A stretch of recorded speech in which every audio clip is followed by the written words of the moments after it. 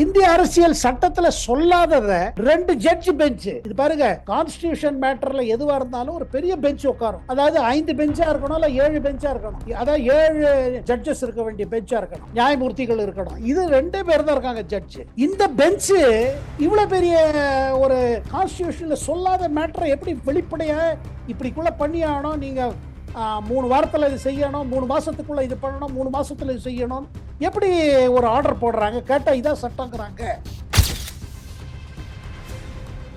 President Murmu தரப்புல என்ன சொல்லப்பட்டதுன்னா, president ஆபீஸ ஒண்ணுமே கேட்கல சுப்ரீம் கோர்ட். நாங்க பார்ட்டியே இல்லாத ஒரு மேட்டர்ல எப்படி இவங்க இவ்வளவு பெரிய தீர்ப்பு கொடுத்தாங்க? இந்த லீகல் இன்டர்பிரேஷன் என்ன? சப்போஸ் ஒரு சட்டம் இருக்குதுங்க, அந்த சட்டம் இந்திய அரசியல் சட்டத்தை எதிர்த்து இருக்கு. எது சுப்ரீம் கோர்ட் கொடுத்துட்டா தீர்ப்பு கொடுத்தாலும் அதை ஏத்துக்கணும். அப்ப நீட்டு தீர்ப்பு ஏன் ஏத்துக்கல? ஏன் திமுக ஏன் நீட்டு தீர்ப்பு எடுத்துக்கல? இல்ல திமுக ஆதரவாளர்கள் ஏன் நீட்டு இல்ல நீட்டு தீர்ப்புல இதை மாத்தணும். அதாவது நமக்கு சாதகமா இருந்தா தீர்ப்பு இருந்தா ஒரு சட்டம், நமக்கு சாதகம் இல்லைன்னா வேற சட்டம். ஆனா ஒண்ணுங்க, இதுல கேட்கிற கேள்வி நியாயமான கேள்வி. தமிழ்நாட்டில் நம்ம முதல்வர் ஸ்டாலினா இருக்கட்டும், இல்ல அவருக்கு ஆதரவாளர் இருக்கட்டும், இல்ல இந்து எடிட்டர் நம்ம ராம் போல யாரெல்லாம் ஸ்டாலினுக்கு அட்வைஸ் செஞ்சுட்டு இருக்காங்களோ அவங்களுக்கு அதிர்ச்சியா இருக்கிறது. இந்த மேட்டர் முடிச்சு நினைச்சது இப்ப ஓபன் ஆயிடுச்சு. இந்த கிளாரிட்டி வரும்பொழுது சுப்ரீம் கோர்ட்டோட பெரிய பெஞ்ச், ஏன்னா இது அட்வைஸ் கொடுக்கும்போது முழு பெஞ்சை உட்காரும், முழு சுப்ரீம் கோர்ட்டை உட்கார போறது. 2 ஜட்ஜு மேட்டர் இல்லை, இது ஃபுல் கோர்ட்டை உட்காந்து ஒரு அட்வைஸ். இது ஏன்னா பிரசிடென்ட் வந்து இது அவங்க வேணும்னா அதுவும் சொல்லலாம், இல்ல நாங்க இதுல எந்த விதமான கருத்தை தெரிவிக்க விரும்பலன்னு சொல்லலாம், அதுவும் சொல்லலாம்.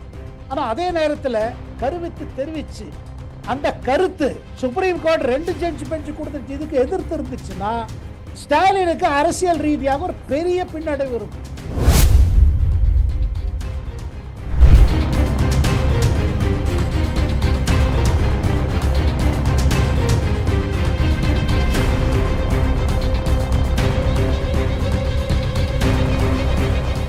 ரியல் ஒன் நண்பர்கள் உறவுகளுக்கு வணக்கம். தொடர்ச்சியாக பல்வேறு முக்கியமான தகவல்களை நம்முடைய உறவுகளுடன் பகிர்ந்து வரும் மூத்த பத்திரிகையாளர் டெல்லி சேகரையர் அவர்கள் நம்முடைய இருக்கிறார். வணக்கம் சார். வணக்கம் சிவா சார். வணக்கம். ஜனாதிபதி திரௌபதி முர்மு அவர்களை பொறுத்த வரைக்கும் சுப்ரீம் கோர்ட்டுக்கு 14 மிக முக்கியமான கேள்விகளை முன் வச்சிருக்காங்க. அதாவது மசோதா குறித்து முடிவெடுக்க வேண்டுமா, காலதாமதம் செய்ய வேண்டுமா அப்படிங்கிற விஷயங்கள்ல காலக்கெடு நிர்ணயிக்கக்கூடிய அதிகாரம் சுப்ரீம் கோர்ட்டுக்கு சாசனத்தில் இருக்கிறதா அப்படிங்கிற 14 மிக முக்கியமான கேள்விகளை முன் வச்சிருக்காங்க. இந்த விஷயத்தை பொறுத்த வரைக்கும் திமுக தான் சுப்ரீம் கோர்ட் வரைக்கும் வந்து நீதிமன்றத்தில் வாதாடுறாங்க. இதன் மூலமாகத்தான் ஜனாதிபதி ஆளுநர்களுக்கு சுப்ரீம் கோர்ட் வந்து ஒரு ஆர்டரை போடுறாங்க. சோ இந்த விஷயம் வந்து இப்போ பிரசிடென்ட் அவர்களுடைய இது போன்ற 14 கேள்விகளை பொறுத்த வரைக்கும் ஒரு மிகப்பெரிய அளவுல பார்க்கப்படுது. ஏன்னா சுப்ரீம் கோர்ட்டே இவங்க கேள்வி கேட்டிருக்காங்க. இது ஒரு சர்ஜிக்கல் ஸ்ட்ரைக் அப்படிங்கிற அடிப்படையில பார்க்கப்படுது. இதை எப்படி சார் பாக்குறீங்க? இல்லைங்க, அன்னைக்கு தீர்ப்பு வந்த பொழுது முதல்ல இந்த தீர்ப்பு வந்த போது ஜனாதிபதியே ஷாக் ஆயிட்டான். நம்ம பிரசிடென்ட் முர்மு இது என்ன இந்த மாதிரி ஒரு தீர்ப்பு?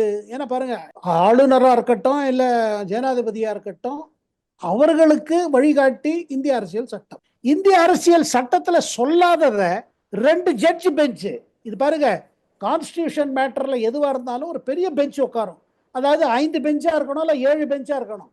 அதாவது 7 இவா இருக்கணும், ஜட்ஜஸ் இருக்க வேண்டிய பெஞ்சா இருக்கணும், நியாயமூர்த்திகள் இருக்கணும். இது 2 பேர் தான் இருக்காங்க ஜட்ஜு. இந்த பெஞ்சு இவ்வளவு பெரிய ஒரு கான்ஸ்டிடியூஷன்ல சொல்லாத மேட்டரை எப்படி வெளிப்படையா இப்படிக்குள்ள பண்ணியானோ, நீங்க 3 வாரத்தில் இது செய்யணும், 3 மாசத்துக்குள்ள இது பண்ணணும், 3 மாசத்துல இது செய்யணும், எப்படி ஒரு ஆர்டர் போடுறாங்க? கேட்டா இதான் சட்டங்கிறாங்க.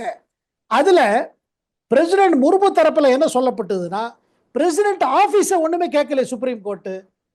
நாங்க பார்ட்டியே இல்லாத ஒரு மேட்டர்ல எப்படி இவங்க இவ்வளவு பெரிய தீர்ப்பு கொடுத்தாங்க?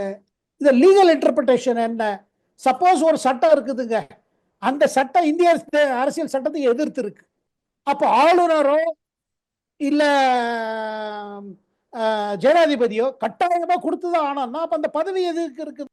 இப்ப தமிழ்நாடு போர்டு சட்டசபையில என்ன மாதிரி தீர்மானங்கள் மசோதாக்கள் பாஸ் பண்ணுச்சு? அரசியலுக்கா பாஸ் பண்ணப்பட்டது. நீட்டா இருக்கட்டும், ஏன் நீட் வந்து சுப்ரீம் கோர்ட்டுக்கு எதிர்த்து. அப்புறங்க நீட், அதாவது எது சுப்ரீம் கோர்ட் கொடுத்துட்டா தீர்ப்பு கொடுத்தாலும் அதை ஏத்துக்கணும். அப்ப நீட்டு தீர்ப்பு ஏன் ஏத்துக்கல? ஏன் திமுக ஏன் நீட்டு தீர்ப்பு எடுத்துக்கல? இல்ல திமுக ஆதரவாளர்கள் ஏன் நீட்டு இல்ல நீட்டு தீர்ப்புல இதை மாத்தணும். அதாவது நமக்கு சாதகமா இருந்தா தீர்ப்பு இருந்தா ஒரு சட்டம், நமக்கு சாதகம் இல்லைன்னா வேற சட்டம். ஆனா ஒண்ணுங்க, இதுல கேட்கிற கேள்வி நியாயமான கேள்வி. இப்ப என்ன கேட்டிருக்காங்க, நீங்க எங்களுக்கு சொல்லுங்க, எந்த உங்க ஒப்பீனியன் கொடுங்கன்னு கேட்டிருக்காங்க. அந்த ஒப்பீனியன் இந்திய அரசியல் சட்டத்துல அது அனுமதி இருக்குது. ஜனாதிபதிக்கு எப்பெல்லாம் ஒரு மேட்டர்ல ஒரு லீகல் காம்ப்ளிகேஷன் தெரியுதோ, ஒரு குழப்பம், அந்த குழப்பத்தை அகற்றி விட்டு ஒரு தெளிவு வர்றதுக்காக சுப்ரீம் கோர்ட்டை கேட்கலாம். இந்த மாதிரி ஒரு தீர்ப்பு வந்துருச்சு. இந்த தீர்ப்புக்கு பிறகு ஆளுநரோ ஜனாதிபதியோ என்ன செய்ய வேண்டும்? அப்ப ஜனாதிபதிக்கு ஒன்றும் பவரே கிடையாதா? அவங்களுக்கு எப்படி ஒரு டைம் லைன் ஃபிக்ஸ் பண்ணலாம்? ஏன்னா பாருங்க, ஜட்ஜுக்கு அப்பாயிண்டிங் அத்தாரிட்டியே பிரசிடென்ட். இதுக்கு இந்த தீர்ப்புல என்ன சொல்லப்பட்டதுன்னா, ஹோம் மினிஸ்ட்ரி ஒரு சர்க்குலர் இருக்குது, அந்த சர்க்குலர் பிரகாரம் எல்லா டிபார்ட்மெண்ட்ஸுக்கும் 3 மாசத்துக்குள்ள ரிப்ளை கூட சொல்லியிருக்காங்க, அதை நாங்க ரூல் எடுத்துக்கிறோம் அப்படின்னு சொன்னாங்க. இந்த 2 ஜட்ஜ் பெஞ்சு, இந்த பர்திவாலா ஜட்ஜ் பெஞ்சு இதை சொன்னாங்க, இதை நாங்க எடுத்துக்கிறோம், இதை வச்சுட்டு நாங்க இந்த மாதிரி ஆர்டர் போடுறோம். இதுல பாருங்க, லீகலா சில விஷயங்கள் இருக்குது, some legal issues are involve. இதுல ஒரு தெளிவு தேவைன்னு சொல்லி தான் போட்டிருக்கோம். ஆனா இந்த பக்கம் பாருங்க, தமிழ்நாட்டில் நம்ம முதல்வர் ஸ்டாலினா இருக்கட்டும், இல்லை அவருக்கு ஆதரவாளராக இருக்கட்டும், இல்லை இந்து எடிட்டர் நம்ம ராம் போல யாரெல்லாம் ஸ்டாலினுக்கு அட்வைஸ் செஞ்சுட்டு இருக்காங்களோ அவங்களுக்கு அதிர்ச்சியா இருக்கிறது. இந்த மேட்டர் முடிச்சு நினைச்சது இப்ப ஓப்பன் ஆயிடுச்சு. ஏன்னா இங்க பாருங்க, அந்த மேட்டர்ல இவங்க ரிவ்யூக்கு போல, தீர்ப்புக்கு ரிவ்யூ போகாம ஜனாதிபதி மத்திய அரசை கன்சல்ட் செஞ்சுட்டு என்ன பண்ணிருக்காங்க, இது முழுமையா இதை பத்தி எனக்கு ஒரு அட்வைஸ் கொடுங்க, இந்த மாதிரி பண்ண முடியுமா, இதுதான் புது சட்டமா, அந்த புது சட்டத்தை போடுறதுக்கு சுப்ரீம் கோர்ட்டுக்கு ஃபுல் பவர்ஸ் இருக்குதா, இதுதான் இந்தியன் அரசியல் சட்டம் கூறுவதா? பல கேள்விகள் எழுப்பியிருக்காங்க. எந்த கேள்விகள் பார்த்தா நியாயமான கேள்விகள். ஆனா இந்த கேள்வி எழுப்புறதுலயே பயப்படுறாங்க. என்ன பயப்படுறாங்க, இவ்வளவு நம்ம தீர்ப்பு நம்ம சாதகமா வந்துருச்சு அப்படின்னு எல்லாம் கொண்டாடிட்டு இப்ப ஏதோ வேற மாதிரி போகுதுன்னு. ஆனா வந்த போது சிவா சார், நம்ம சாலிசிட்டர் ஜெனரல், நம்ம அட்டார்னி ஜெனரல், அதாவது கவர்மெண்ட் ஆஃப் இந்தியா தரப்புல இந்த வக்கீல்கள்லாம் என்ன சொன்னாங்க, இந்த தீர்ப்பு சரியான தீர்ப்பு இல்லை, இந்த தீர்ப்புல சில பிழைகள் இருக்குது, இந்த பிழைகளை நாங்க எப்படி அப்பீல் பண்ணோங்கிறது பார்த்துட்டு இருக்கோம். அப்பீல் ரூட்ல போகாம பிரசிடென்ஷியல் ரெஃபரன்ஸ் எடுத்துட்டாங்க. இதுல என்ன அவங்க அட்வைஸ் பாருங்க, சுப்ரீம் கோர்ட் எது சொன்னாலும் அது பைண்டிங் கிடையாது. இந்த இவங்க கேட்டிருக்கிற செக்ஷன் கீழே கேட்டிருக்கிற இது இருக்கு பாருங்க, சுப்ரீம் கோர்ட் என்ன ஒரு அட்வைஸ் கொடுத்தாலும் இல்ல ஒரு தங்களோட ஒப்பீனியன் கொடுத்தாலும் அது பைண்டிங் இல்லை. ஆனா இந்த மேட்டர்ல இன்னும் கொஞ்சம் கிளாரிட்டி வரும். இந்த கிளாரிட்டி வரும்பொழுது சுப்ரீம் கோர்ட்டோட பெரிய பெஞ்சு, ஏன்னா இது அட்வைஸ் கொடுக்கும்போது முழு பெஞ்சை உட்காரும், முழு சுப்ரீம் கோர்ட்டை உட்கார போறது, 2 ஜட்ஜு மேட்டர் இல்லை, இது ஃபுல் கோர்ட்டை உட்கார்ந்து ஒரு அட்வைஸ். இது ஏன்னா பிரசிடென்ட் வந்து இது அவங்க வேணும்னா அதுவும் சொல்லலாம், இல்லை நாங்க இதுல எந்த விதமான கருத்தை தெரிவிக்க விரும்பலன்னு சொல்லலாம், அதுவும் சொல்லலாம். ஆனா அதே நேரத்தில் கருத்து தெரிவிச்சு அந்த கருத்து சுப்ரீம் கோர்ட் 2 ஜட்ஜ் பெஞ்ச் கொடுத்துருச்சு, இதுக்கு எதிர்த்து இருந்துச்சுன்னா ஸ்டாலினுக்கு அரசியல் ரீதியாக ஒரு பெரிய பின்னடைவு இருக்கும். அதைத்தான் பயந்துட்டு இருக்காங்க. சார், இப்போ சல்மான் குர்ஷித் புத்தக வெளியீட்டு விழாவில் சிதம்பரம் அவர்கள் பேசும்போது இந்திய கூட்டணி வந்து வீக்கா தான் இருக்கு அப்படிங்கிறத ஒத்துக்கிறேன், பாஜகவை பொறுத்த வரைக்கும் வலிமையா இருக்காங்க, அவங்க கட்டமைப்பு சிறப்பாக இருக்கிறது அப்படின்னு சொல்லி கருத்துக்களை முன் வச்சிருக்காங்க. சிதம்பரம் அவர்களை பொறுத்த வரைக்கும் பாஜக எந்த மாதிரியான நலத்திட்டங்கள் நல்ல திட்டங்கள் கொண்டு வந்தாலும் விமர்சிக்கக்கூடிய ஒரு தலைவராகத்தான் சிதம்பரம் இருந்துகிட்டு இருந்தாங்க. முதல் முறையாக ஒரு பாஜகவை பாராட்டி இருக்காங்க. இதை எப்படி சார் பார்ப்பது? இல்லைங்க, அவர் முழு இதை கேட்டீங்கன்னு வச்சுக்கோங்க, அவர் முழு கருத்து கேட்டீங்கன்னா அவர் என்ன சொல்றாரு, இன்னைக்கு பிஜேபியை சேலஞ்ச் பண்ற அளவுக்கு இந்திய கூட்டணியில அந்த வலிமை இல்லைங்கிறாரு, ஸ்ட்ரென்த்தே இல்லைங்கிறாரு. ஒண்ணு. ரெண்டாவது என்ன சொல்றாருன்னா, அந்த மாதிரி தலைமையும் இல்லைன்னு சொல்றாரு. அப்ப யாரை சுட்டி காமிக்கிறாரு?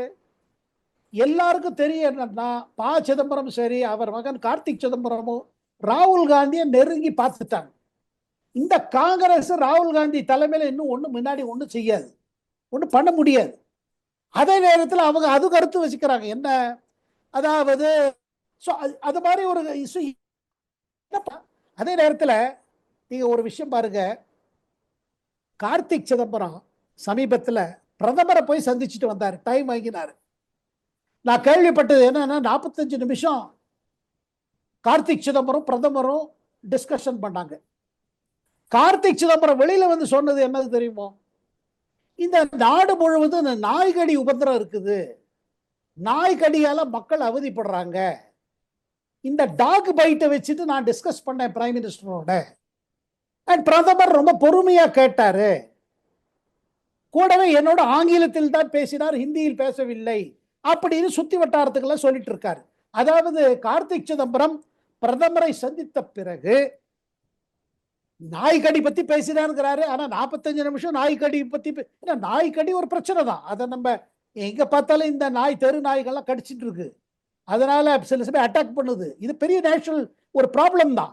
ஆனா இந்த மேட்டரை போய் பிரதமர்கிட்ட பேசி இவ்வளவு நேரம் பேசினாரு. ஆனா அது பிறகு அவர் என்ன சொன்னாரு, எனக்கு பிரதமர் தன் வட்டாரத்தில் சொன்னது சொல்றேன், நல்லா பேசினாரு பிரதமர் என்கிட்ட.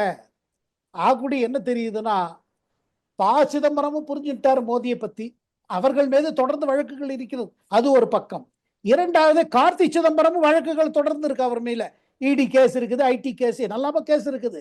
ஆனா அதே நேரத்தில் அவங்க என்ன பாக்குறாங்க, காங்கிரஸோட ஃபியூச்சர் டவுன் ஆயிடுச்சுன்னு பாக்குறாங்க.